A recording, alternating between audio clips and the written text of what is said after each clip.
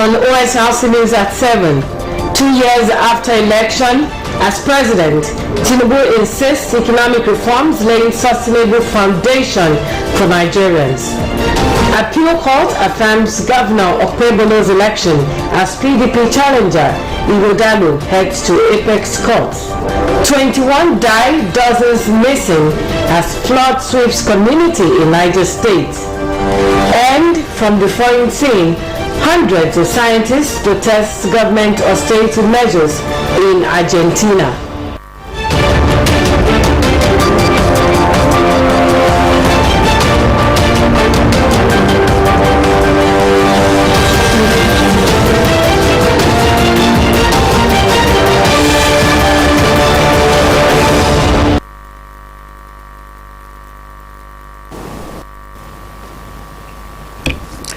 Good evening and welcome to Osrc News at 7. My name is Odunayo Sawyer. We begin tonight's bulletin from the national scene, and President Bola Tinubu says his reforms of the past 2 years in office are laying a sustainable foundation for a more prosperous future for Nigerians.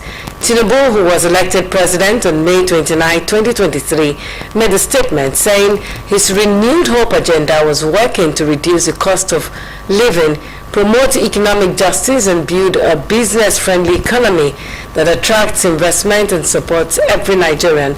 He framed his efforts as building blocks for a more sustainable future and thanked Nigerians for their unwavering support. The president reminded citizens that the administration is at the halfway mark of its mandate, reaffirming that the economic turnaround is well underway. Reviewing public finances, the president said 2025 results are on course, with crude oil receipts matching budget projections as output rises and the fiscal deficit dropping sharply on the back of stronger revenue collection and greater transparency.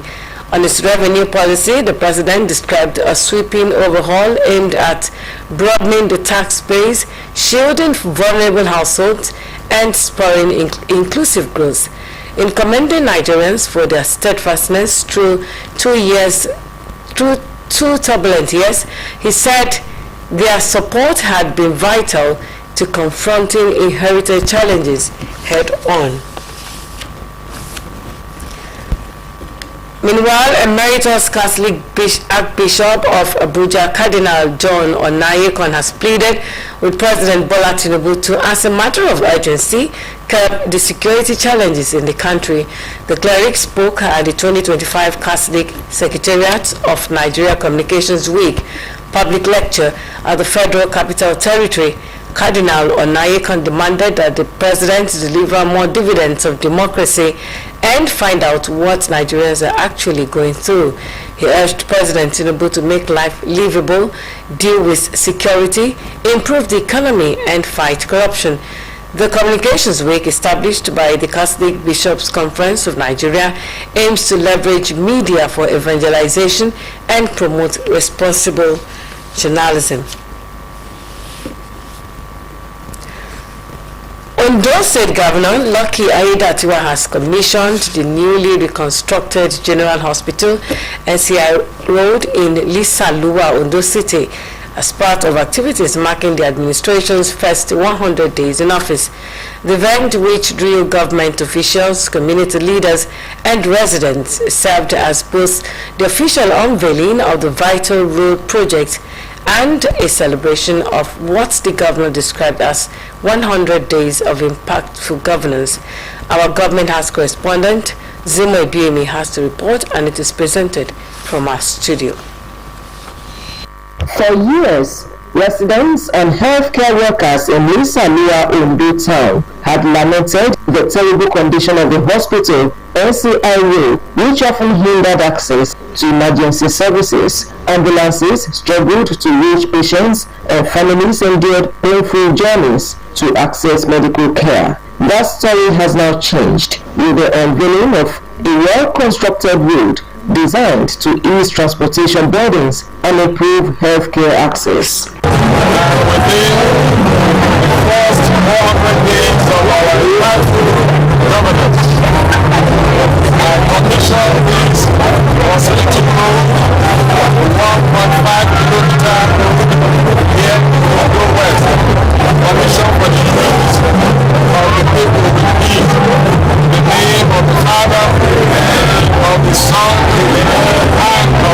Jesus' name.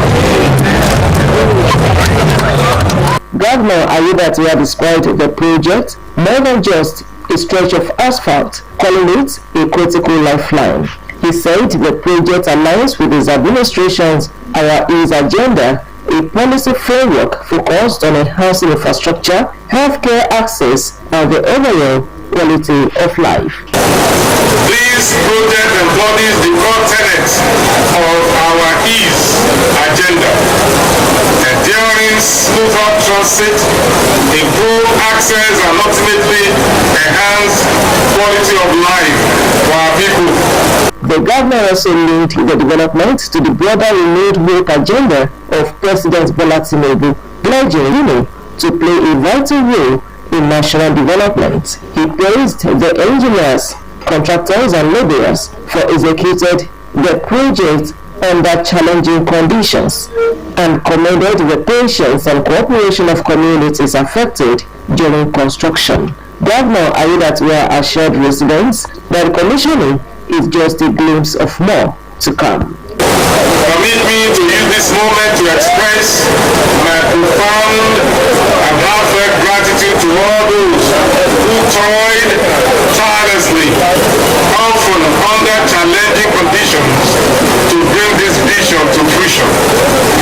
Your hard work, unwavering commitment to quality standards, steadfast adherence to project timelines, and sheer resilience are deeply appreciated by our administration and the grateful people of Ondo State.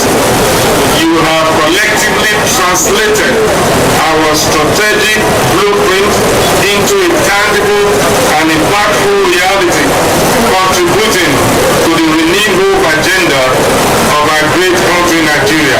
Special advisor to the governor on lands and infrastructure, Abiola Olawoye, described the project as one of the most critical for the people.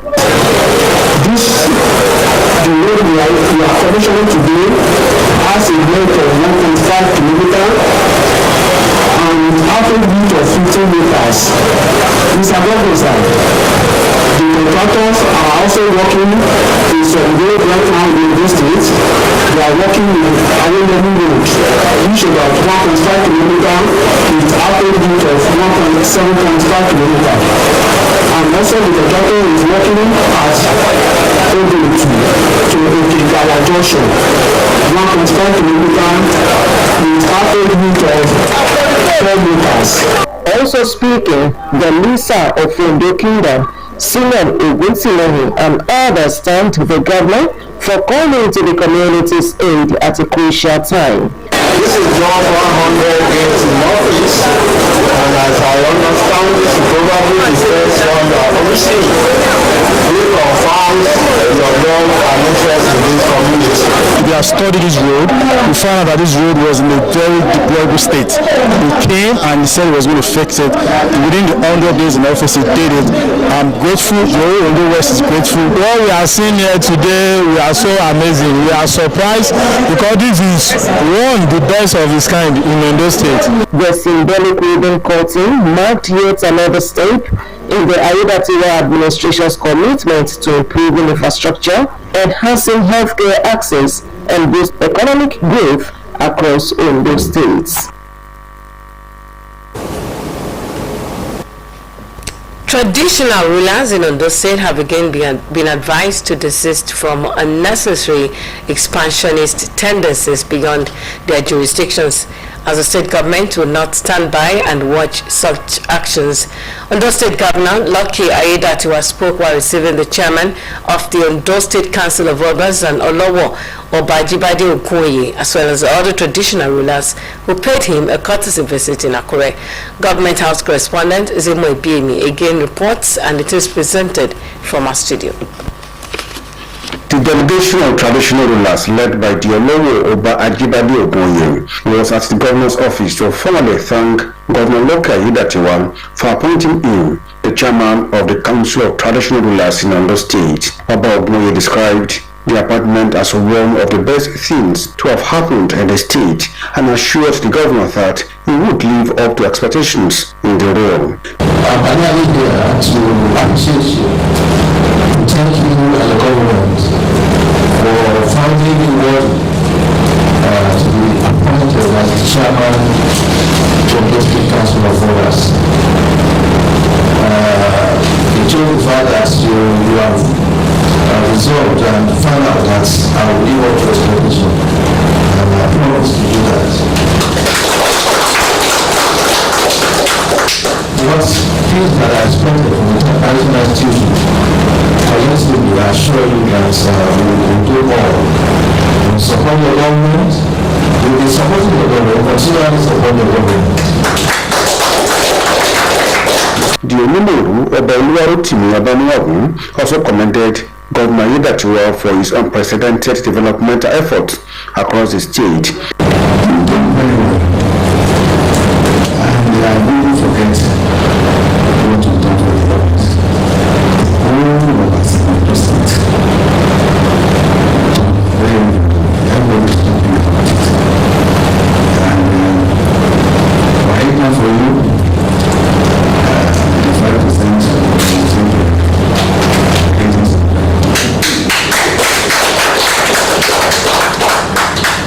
he said we didn't do this at that time. And we didn't do this in the spirit everything.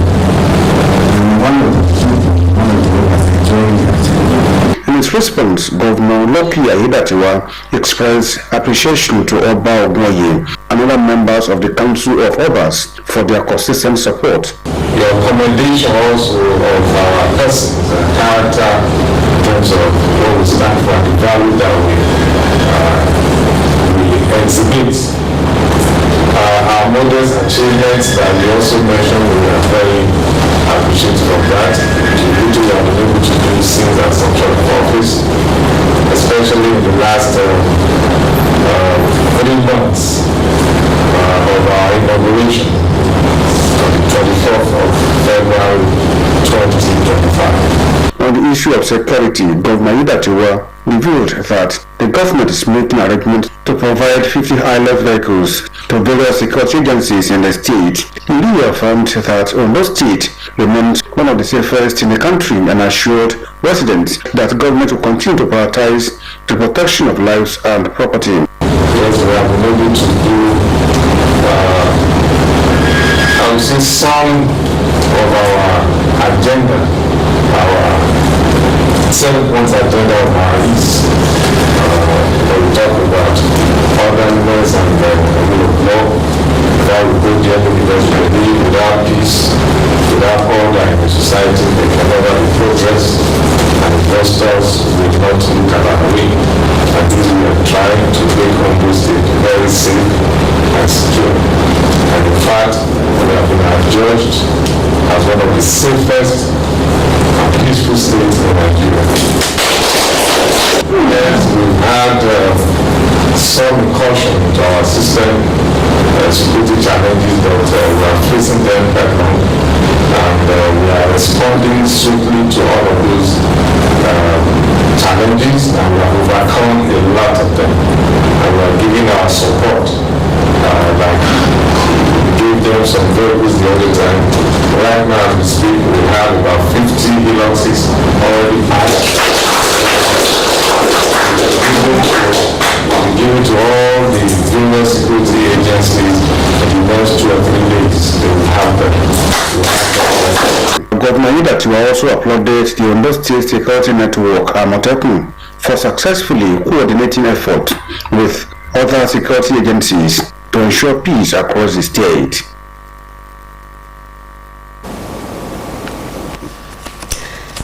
The All Progressives Congress, APC in Ondo State, says it acknowledges strides of the Aiyedatiwa administration towards improving the lives of citizens since its inauguration on February 24, 2025.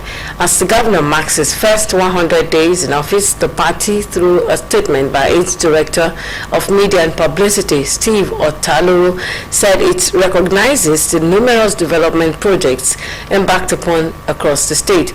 APC in Ondo notes the governor's commitment to creating economic opportunities by laying a solid foundation for sustainable growth through initiatives such as the disbursement of 220 million naira in soft loans. The statement stresses that with the slogan "Our Ease," the Ayedatiwa administration has shown commitment to infrastructure and economic growth, human capital development, and ensuring peace and security, all of which portend well for the future of Ondo State. It adds that the party looks forward to continued progress and partnership towards a better Ondo State for all. And the Court of Appeal in Abuja Division has upheld the election of Edo State Governor Monday Okpebolo as the winner of the Edo State September 21, 2024 governorship election conducted by the Independent National Electoral Commission.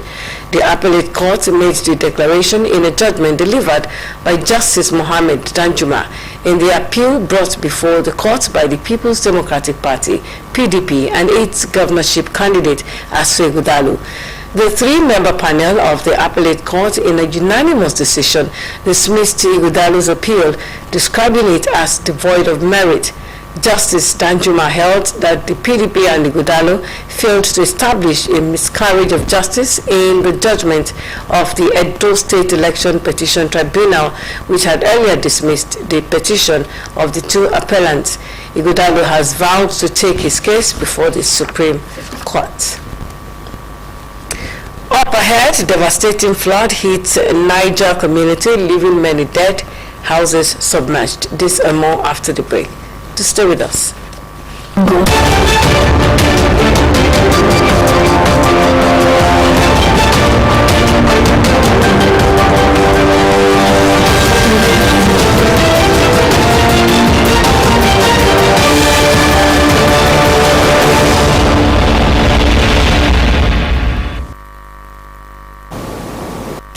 You're welcome back. Still OSRC News at 7. You can watch us live on our website www.osrc.ng or follow us on Facebook at OSRC TV, and on YouTube you can subscribe to our channel OSRC TV Ondo.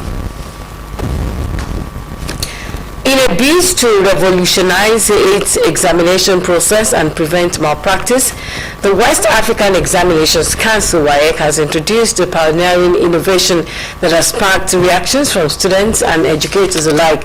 The English language exam was the first to implement this groundbreaking approach, where candidates across the country received customized set of questions. The report.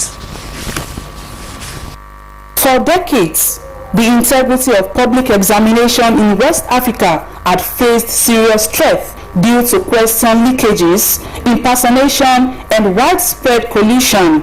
These recurring issues have cast a shadow over the academic future of many students. Determined to rewrite this story, West African Examination Council introduced a bold solution customized question papers for individual candidates. A visit to selected schools in Akure during the English language examination revealed just how much the system is changing. Instead of the usual standard booklets, each student received a question paper that was personalized, directly matched with their optimal mark recognition OMR sheets. Numbers and questions set were uniquely assigned, leaving no room for impersonation or copying.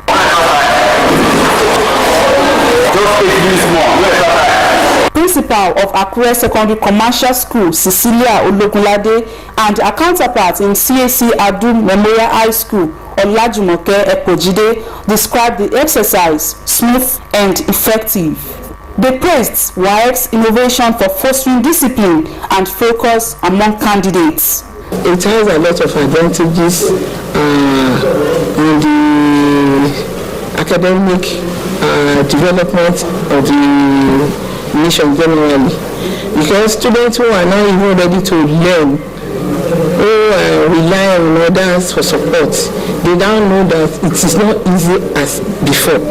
You need to rely on yourself, because you don't even know the questions that your next that is sitting directly beside you, the question is going to answer is quite different from yours. The new innovation is really helping the educational sector the hall is calmer than ever before, because the students now, they know that they cannot depend on somebody sitting beside them, and we have to do what they know and allow God to finish the rest. So the hall was so calm and peaceful. Supervisor also confirmed that students were well arranged and adapted quickly to the new system. Everywhere was calm, quiet, because you don't need to talk to anybody. You cannot look at another person's work. You have to face your own work. So I think the method is okay. With the new development, so I think it will cut the examination practices. Even though the hall everywhere was very, very peaceful, because every student just focus on their own work. They expressed optimism that this method would significantly reduce malpractice and restore trust in examination process. It was very, very sweet. Different question, different answer. Question number one is different for the person beside you, so it's very strict. You need to really have the space to look to the left, to the right, and I think it's really a way to combat the menace of examination malpractice in schools. You do it with all your brain, without doing all this stuff, all this examination malpractice. You are going to bring out the good stuff and knowledge and understanding. With English language paving the way, 3 additional subjects are set to adopt the customized format in upcoming examinations. As the new system gains momentum, students are being encouraged to take greater personal responsibility for their performance, knowing full well that fairness is now the core of the process. Abidemi Akirotoye, Osrc News. In other news, a devastating flood has hit Mokwa community in Niger State, sweeping away scores of residents and submerging over 50 houses in what locals have described as the worst flooding incident in recent memory.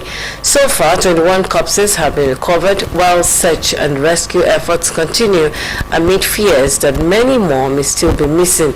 Reports say the floodwaters surged through residential areas following hours of intense rainfall, catching many residents unawares.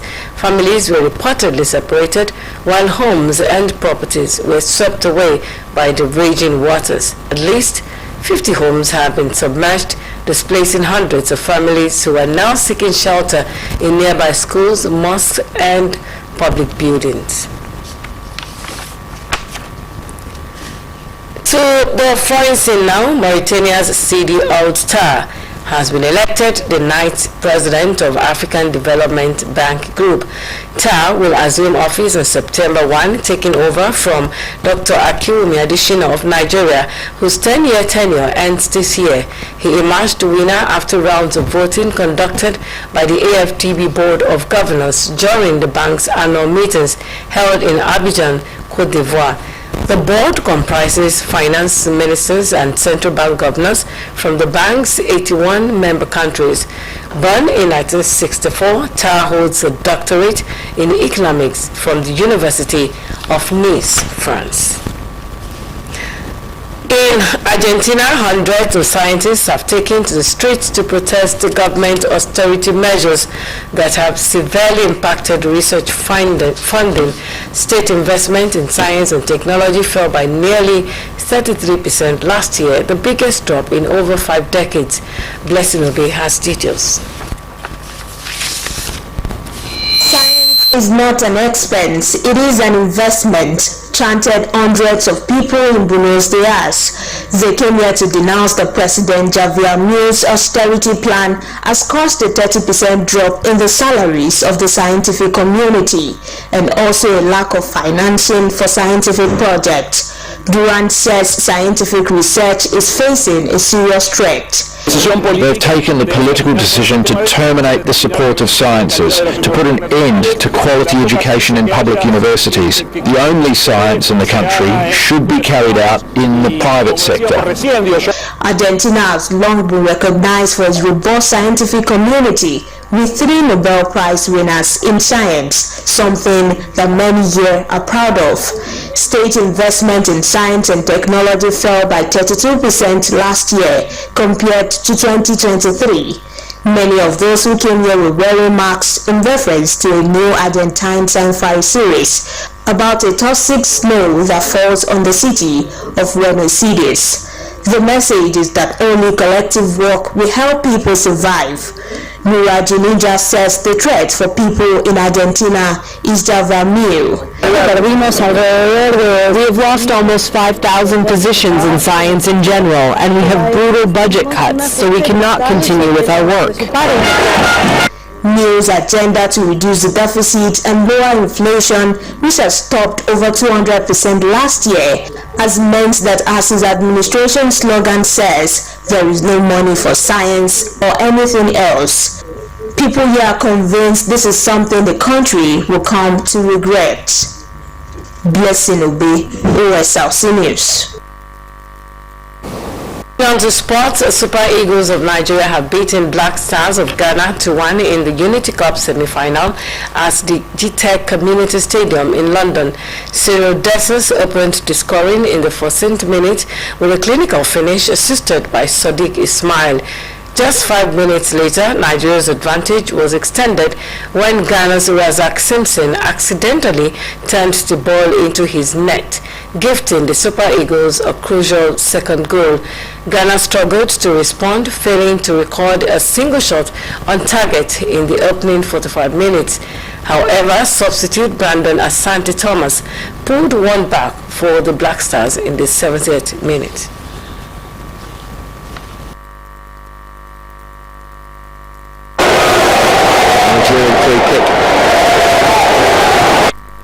He delivers well.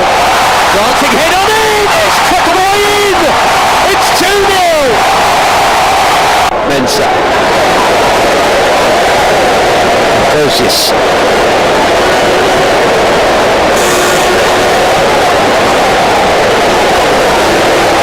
It's a good ball and a great run. 3 in the middle! What a goal that is on the counter! And it's the first for Ghana, not only tonight, but for... Nigeria will face Jamaica in the Unity Cup final on Saturday. And Chelsea have beaten Real Betis 4-1 in the UEFA Conference League final in Poland, becoming the first club to claim all 4 major European trophies. Manuel Pellegrini's enterprising Betis caught the favourites cold in Poland through an early goal from Abde Ezalzouli, but Enzo Maresca's team were a changed side in the second half.